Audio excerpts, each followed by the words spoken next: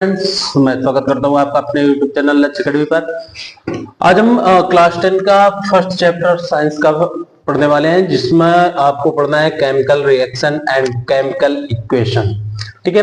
और chemical reaction यानी कि जब क्या होता है कि एक केमिकल किसी दूसरे केमिकल के साथ रिएक्ट करता है और कोई एक नया केमिकल बनाता है, न्यू केमिकल फाउंड होता है, तो वो वहां पे केमिकल रिएक्ट होता है। जैसे एग्जांपल समझते हैं यहाँ पे, a process in which new chemical और फॉर्मेट। ठीक, यहाँ पे क्या है? ठीक, यहाँ पे मतलब कि एक क्या हो, नया केमिकल आपको मिले।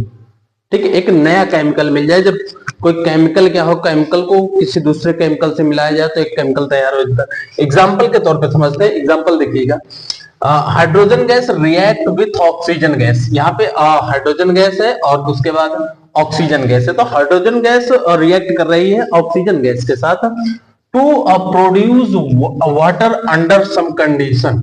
ठीक है, तो यहाँ पे क्या मिल रहा है कि वाटर मिल रहा है।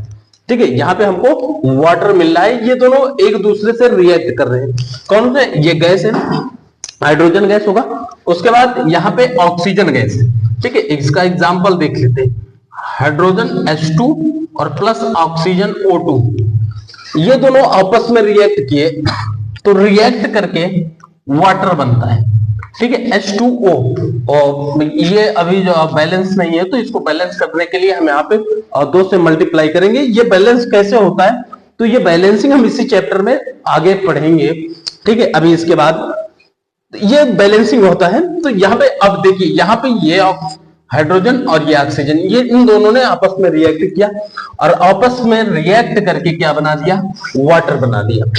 ठीक है, अब हमारा जो अगला टॉपिक है, जिसे हम कहते हैं केमिकल इक्वेशन। इक्वेशन क्या होता है? इक्वेशन मीन्स समीकरण। तो अगर हम समीकरण की बात करें, तो इक्वेशन की बात करें, तो देखिए simple representation of a chemical reaction with symbol and formula. ये दोनों याद रखिएगा आप, सिंबल एंड फॉर्मूला। जब हम क्या करें, किसी भी चीज को उसके सिंबल से, प्रतीक से, उसके प्रतीक से उसको रखा जाए, लिखा जाए, उसके सूत्र से उसको लिख दिया जाए, तो वहां पर क्या तैयार होता है? एक इक्वेशन बन जाता है, एक समीकरण तैयार होता है। जैसे यहां पर एग्जाम्पल के तौर पे बताया गया है, यहां पे देखिए कि हाइड्रोजन गैस, ऑक्सीजन गैस। ठीक है, ये हाइड्रोजन और बगल में यहाँ पे G लिखा हुआ है, ऑक्सीजन यहाँ पे बगल में G लिखा हुआ है, फिर यहाँ पर L लिखा है। इसका मतलब क्या होता है वो अभी हम बताते हैं। तो हाइड्रोजन, ऑक्सीजन एंड वाटर, ये दोनों आपस में रिएक्ट करके क्या बना रहे हैं? वाटर बना रहे हैं। लेकिन अब हाइड्रोजन को लिखा ऐसे जा सकता है, लेकिन इसको हमने क्या किया? इस हाइड्रोजन को उसके सिंबल से लिख दिया, और फिर यहां पर ऑक्सीजन है, ऑक्सीजन को उसके सिंबल से लिख दिया गया है। ठीक है, अब वो वाटर है, वाटर को इसका वाटर का जो फॉर्मूला होता है, ठीक है, वाटर का जो फॉर्मूला होता है, वाटर के फॉर्मूले से लिख दिया गया है, यानी कि H2O। ठीक है, इसी के साथ साथ एक चीज और देखते चले कि H2 के बगल में G लिखा हुआ है, O2 के बगल में G लिखा हुआ है, लेकिन H2O के बगल में L लिखा हुआ। तो इसका मतलब जो आपका केमिस्ट्री में होता है वो S, अगर कहीं पे S लिखा हुआ है तो उसका मतलब होता है कि यह चीज क्या है? सॉलिड। ठीक है, अगर कहीं पे G लिखा हुआ आता है तो उसका मतलब है कि गैस है। जैसे यहाँ पे G लिखा है, तो G लिखा है तो इसका मतलब है कि ये जो हाइड्रोजन है, ये हाइड्रोजन क्या है? गैस है। यहाँ पे ऑक्सीजन के बगल में भी G लिखा है, तो इसका मतलब है कि ऑक्सीजन क्या है? गैस है। ठीक है, वही अगर हम देखें कहीं पर L लिखा मिल जाता है तो इसका मतलब होता है कि यह पदार्थ कैसा है? लिक्विड है। क्या है? लिक्विड में आ जाता है। ठीक है, उसके बाद एक और होता है, कहीं कहीं पे आपको AQ लिखा हुआ मिल जाता है। ठीक है, AQ लिखा मिल जाता है तो इसका मतलब है कि वाटर में, यानी कि पानी में वो पूरी तरीके से क्या है? विलय हो जाता है। ठीक है, how to write chemical formula, ये सबसे महत्वपूर्ण है किसी भी समीकरण को बैलेंस करने के लिए, क्योंकि इसके बाद हम बैलेंस करना ही सीखने वाले हैं। समीकरण को, इक्वेशन को किस तरीके से बैलेंस किया जाता है। तो बैलेंस करने से पहले हम ये समझ लें कि फार्मूला जो हैं, ठीक है, वो लिखे कैसे जाते हैं। मेन जो मुद्दा है कि फार्मूला लिखे कैसे जाते हैं। तो how to write chemical formula, जैसे यहां पे लिखा गया है सोडियम क्लोराइड, फिर लिखा है एल्यूमिनियम क्लोराइड, फिर लिखा है फेरस सल्फेट। तो इसको हम लिखेंगे कैसे, इसका सूत्र क्या होगा।